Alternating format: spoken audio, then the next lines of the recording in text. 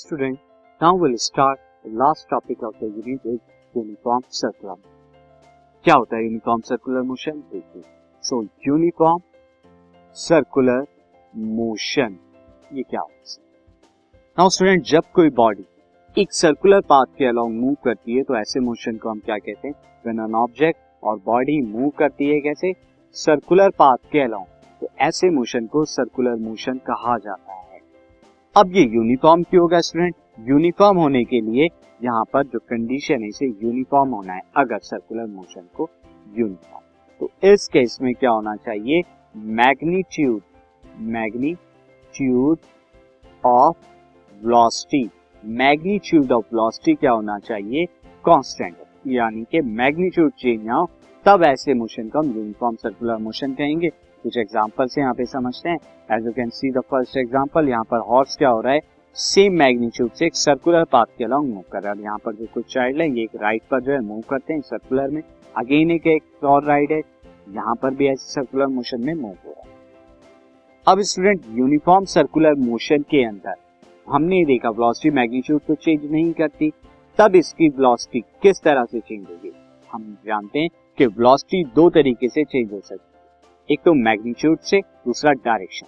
यहाँ मैग्नीट्यूड तो चेंज नहीं हो रहा, but as you can see this example में जब हम यहाँ पर एक मैन जो है स्टोन को जो है रोटेट कर रहा है, तो यहाँ पर मैग्नीट्यूड इक्वल है, कांस्टेंट है, बट डायरेक्शन जो है वो चेंज होता है। तो मैग्नीट्यूड कांस्टेंट रहता है बट वेलोसिटी का डायरेक्शन चेंज होता है। So velocity changes only due to the direction, due to direction की वजह से ही चेंज होती है यहाँ पर वेलोसिटी। नाउ आगे हम कैलकुलेट करेंगे स्टूडेंट किस तरह से हम यहाँ पर velocity in circular path calculate कर सकते हैं। अगर यहाँ पर r क्या हो? Radius of circular path, radius of circular path, circular path का रेडियस है। तो अब इस केस में स्टूडेंट c सर्कमफ्रेंस क्या हो जाएगी? 2 पाई r, जो कि हमारी डिस्टेंस का काम करेगी। एंड बॉडी को अगर कंप्लीट करती है 1 रेवोल्यूशन t टाइम में, तो इस केस में हमारा क्या हो जाएगा? Finally v is equal to distance upon t, यानी 2 पाई r अपॉन t, ये निकल के आएगा। तो इस तरह से आप वेलोसिटी जो है निकाल। नाउ स्टूडेंट, अगर आपको यहाँ पर डायरेक्शन ऑफ मोशन देखना है, डायरेक्शन ऑफ मोशन किस डायरेक्शन में होगा?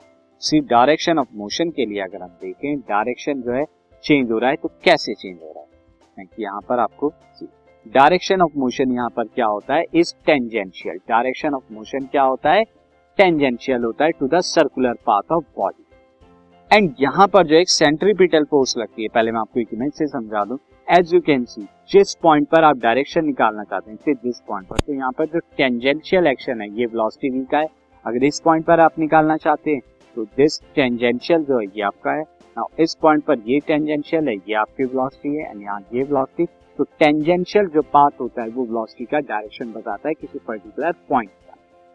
अब यहाँ पर सेंट्रीपिटल फोर्स भी होती है, जब कोई चीज रिवॉल्व करती है तो सेंट्रीपिटल फोर्स इस पर एक्टिव होती है, और वो फोर्स क्या होती है? Force which is needed to make an object in a circular path. Circular path में रहने के लिए किसी भी ऑब्जेक्ट के एक फोर्स का रिक्वायरमेंट होता है, फोर्स को सेंट्रीपिटल फोर्स है, और वो सेंटर की तरफ हमारे जो है।